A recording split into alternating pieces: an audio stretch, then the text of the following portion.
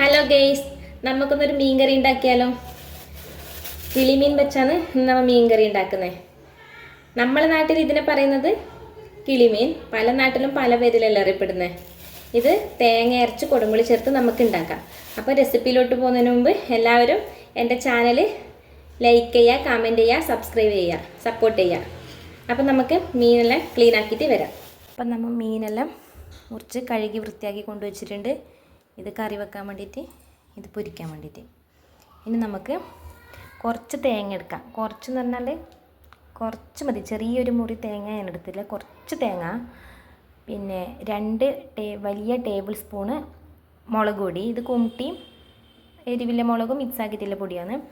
പിന്നെ 1 വലിയ table spoon മല്ലി, പിന്നെ 1 ടീസ്പൂൺ കുരുമുളക് പൊടി, 1 ടീസ്പൂൺ മഞ്ഞൾപ്പൊടി.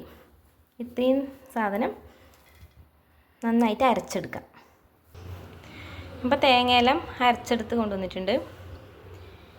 ഇനി നമുക്കിതിനാവശ്യമായിട്ടുള്ള സാധനം ചെറിയ പീസായി മുറിച്ചെടുത്ത ഇഞ്ചി, ഒരു ചെറിയ കഷ്ണം ഉള്ളി ചെറുതായി കട്ട് ചെയ്തത്, പിന്നെ ഒരു ചെറിയ തക്കാളി, 2 പച്ചമുളക്, 2-3 അല്ലി വെളുത്തുള്ളി ചെറുതായി കട്ട് ചെയ്തെടുത്തത്, ചതച്ചെടുത്തതല്ല, ഇഞ്ചിയും വെളുത്തുള്ളിയെല്ലാം കട്ട് ചെയ്തെടുത്തത്.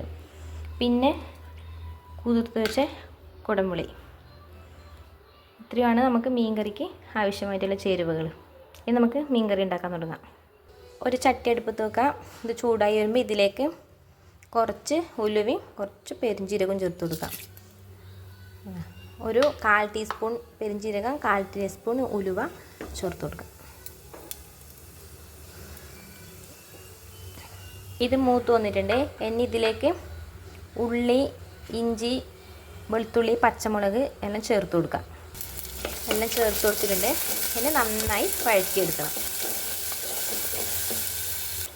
ഉള്ളിയെല്ലാം നന്നായി വഴറ്റിയെടുത്തിട്ടുണ്ട്. ഇനി ഇതിലേക്ക് തക്കാളി ചേർത്ത് കൊടുക്കാം. തക്കാളി നന്നായി വഴറ്റിയെടുത്തിട്ടുണ്ട്. ഇനി നമുക്ക് ഇതിലേക്ക് അരച്ച് വെച്ച അരപ്പ് ചേർത്ത് കൊടുക്കാം. അരപ്പെല്ലാം ചേർത്ത് കൊടുത്തിട്ടുണ്ട്. പിന്നെ ഇതിലേക്ക് കുടംപുളിയും ചേർത്ത് കൊടുത്തു. ആവശ്യത്തിന് ഉപ്പ് ചേർത്ത് കൊടുക്കാം. ഉപ്പും പുളിയും എല്ലാം ചേർത്തു.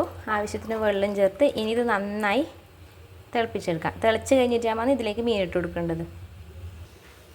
അരപ്പ് നന്നായി തിളച്ച് വന്നിട്ടുണ്ട്. നമുക്കിനി ഇതിലേക്ക് മീനിട്ട് കൊടുക്കാം.